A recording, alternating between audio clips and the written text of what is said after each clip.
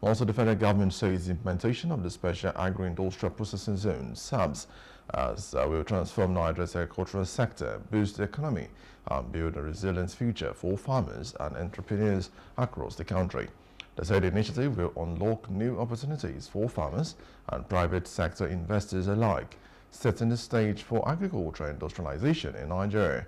The Vice President of Nigeria, Shettima, stated this at the groundbreaking ceremony at Dakin Takas village along the Kaduna-Abuja Expressway.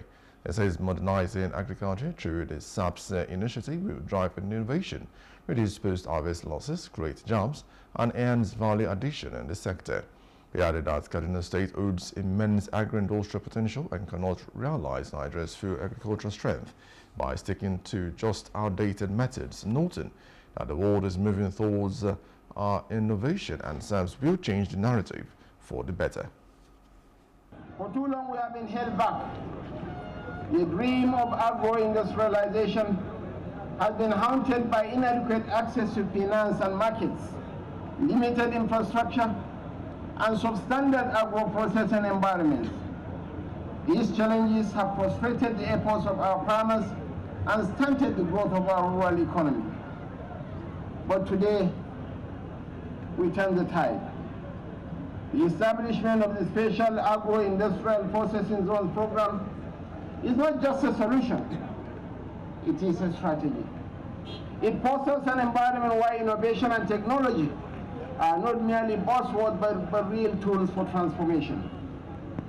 Here, farmers will collaborate with private investors and entrepreneurs. Here, sustainable agribusiness linkages will drive increased productivity, enhance value addition, and spur enduring private sector development. The Governor of Kaduna State, Senator Uba Sani, has emphasized the importance of moving agriculture beyond raw production into processing and industrialization. We have much more production. Last year, we carried out the largest fertilizer distribution exercise in the history of Kaduna State, delivering over 500 trucks of fertilizer to smallholder farmers across the state free.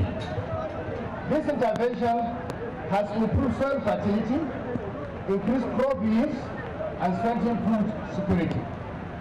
But we do not stop there.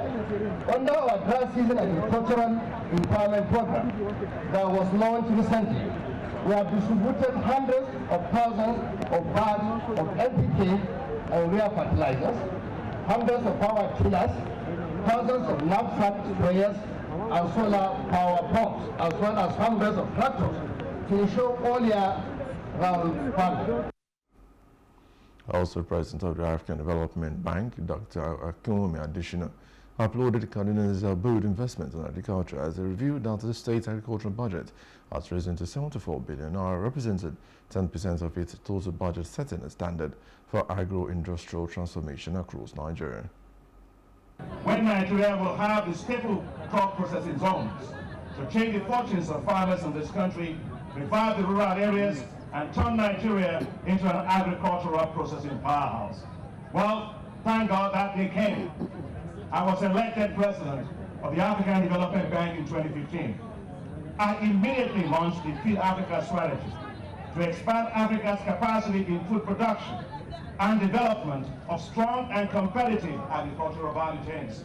I immediately put at the core of this for the development of what's called the Special Agro-Industrial Processing Zones, going beyond staple crops to include all agricultural commodities, from grains to root crops to tree crops, horticulture, fisheries, dairy, livestock, leather, among others. That is why today, Your Excellencies, the African Development Bank has committed over $934 million for the development of special agro-industrial processing zones in Africa. The Sapz program is part of Nigeria's broader strategy to diversify the economy and reduce dependence on oil and mark a new dawn for agribusiness and food security in the country. The first phase of the Sapz project will be implemented in 8 states, including Kaduna, Kano, Katsina, Ogun, Oyo, Kwara, Cross River, Imo, and the Federal Capital Territory. Hello, hope you enjoyed the news. Please do subscribe to our YouTube channel and don't forget to hit the notification button so you get notified about fresh news updates.